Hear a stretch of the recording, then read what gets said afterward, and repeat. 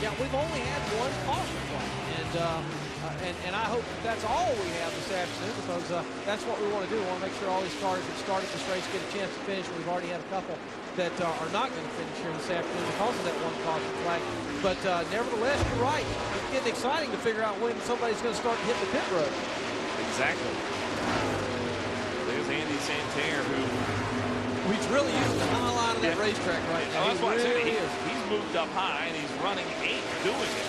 This is his best position of the day. And Mike Olson back at 15th, so now 7 positions separate the top 2 in points. Yeah, Andy just lets his car, gets it off into the corner, watch this. He'll take it down to the bottom. Now watch how the car will come up the racetrack, dime in the corner, and then he can go back into the throttle again. So he's really making the best use out of the way his car's handling right now by letting the car drift up big time in the middle of the corner. He does it again right here. Now nails the gas up off the corner.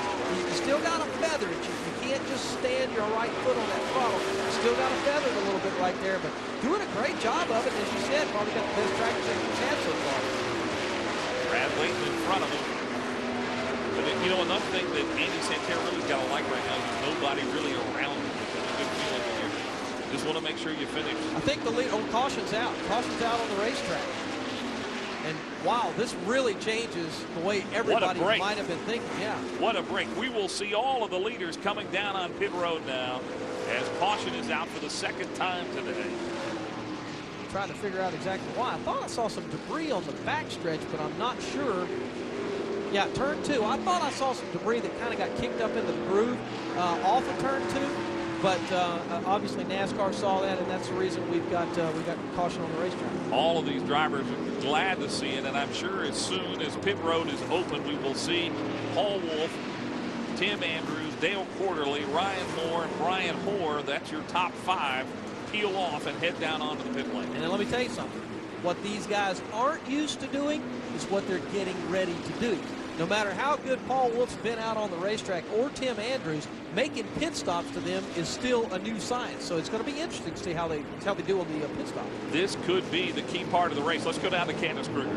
Well, guys, you talked earlier about the fact that Tim Andrews' crew chief is his father, Paul, and he's obviously had a lot of experience crew chiefing some very professional race car drivers. Now, I asked him earlier if the rest of the crew were professional as well. He said no, they weren't. They're rookies, just like all these other guys. And I also asked him how Tim was saying the car felt. He said that he is asking for fresh tires, so this will be a good time for those guys to come in. All right, they're on pit road right now. Here we go. Is your leader, Paul Wolfe.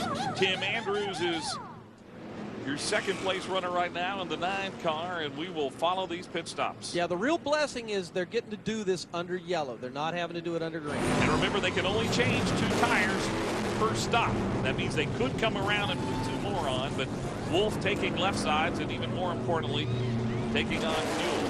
That was a good stop. That was a good stop for the 19. I didn't see where the 9 is right now, but that was a good stop for the, here's the 9. They're having some trouble. 19 should be coming by him right there. The leader comes by, and you're right. They're having problems on the right-hand side. Come on, guys. Oh, they got problems on the right rear. Problems on the right rear. Boy, that is just really well, tough. You know what, though? Mike? It's okay. Because, honestly, when you got a car that's that fast, he didn't lose that many spots doing what he just did right there. Honestly, I don't think that probably hurt him as much as he probably thinks it does right now sitting in the race car. I'm sure he's not happy in the cockpit of that race car. Now, the interesting thing is, will they come back around and make yet another stop? And they took right sides on and come back in and take on left sides. I think that's, I think you're seeing him right now come back down the pit road. That's exactly what all the leaders are going to do, is come down and go ahead and get those other 2 tires so that they can go the rest of the distance. Saw Ryan Moore there. So the field is going to shake up a little bit with these pit stops that are being made under caution. There's Andrews, who had been running 2nd. Wolfe, the leader. Pretty impressed with the pit crew of Paul Wolfe.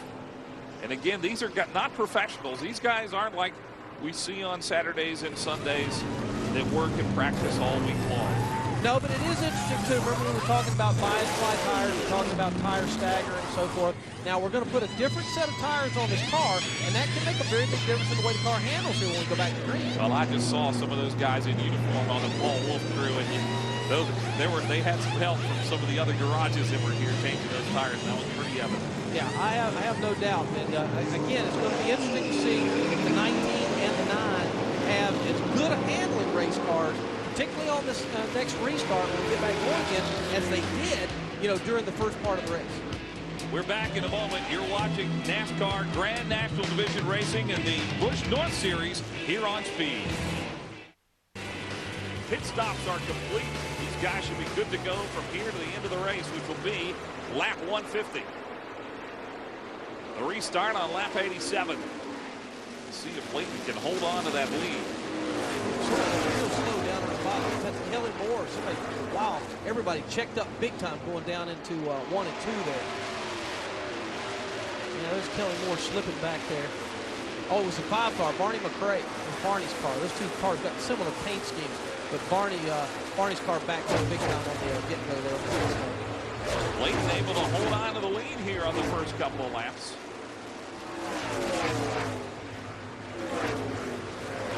We talked about the fact that, Layton just comes to try to win these races, Mike. He doesn't race. He's not racing for points. He's just racing for wins. And, Layton's car now is going to get a taste of that clean air out there. And he's had a great race car every time we've watched him race this year. He's been in contention to win these races. He has won 3 so far this year. He won 2 in a row at Thompson and Lime Rock. Layton also won the road course race at Watkins Glen. And leads here in Dover, Delaware, but Wolf drawing ever closer to his rear bumper. Yeah, it's going to be interesting to watch Paul now really have to work against Layton. Remember, Candace will be checking to see how many tires he took. It would be interesting to note if he took 2 or 4. Because Wolf is on 4 Frenchmen, we know, right behind him, and is trying to take him on the inside right now. Candace, how many tires did he take on that stop? Guys, you're absolutely right. He did only take 2 tires. I spoke to his crew chief. He said they're just taking a little bit of a gamble. I asked him how the car was running. He said it did feel a little tight. Another thing to mention is that, I don't know if you can see behind me, they've got a slew of different crew members working. They were short. They just picked up some extra crew from various crews throughout the series. So who knows? That's tough because they've got to be able to communicate. They've got to have a communication there between their crews.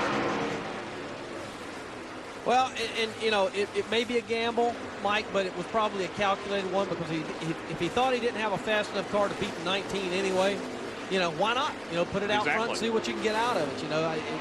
At the end of the day, the track position he got was maybe worth it in his mind. As you see the 19 really working the bottom of it. I just don't think he's going to be able to hold off Wolf in those 4 fresh tires with Layton only on 2. No, he's waving him around. You see that? He just told him, says, "Hey, look, bud, my hands are up. I'll let you go here. I'm going to get out of the way and let you take off." And it's exactly what he did. Yeah, he realized that Wolf was fast. That's a very sportsmanship thing to do. And I don't know if you saw it. We're able to see it on your screen, but he actually stuck his hand out the window. And I have not seen that much in racing. I think we got a replay of it. We'll take a look at it again. Watch the window. Yeah, he's and they teach us this in NASCAR. When you learn to drive these race cars, they tell you to use these hand signals. Well, this is one hand signal that is always a pleasure to see.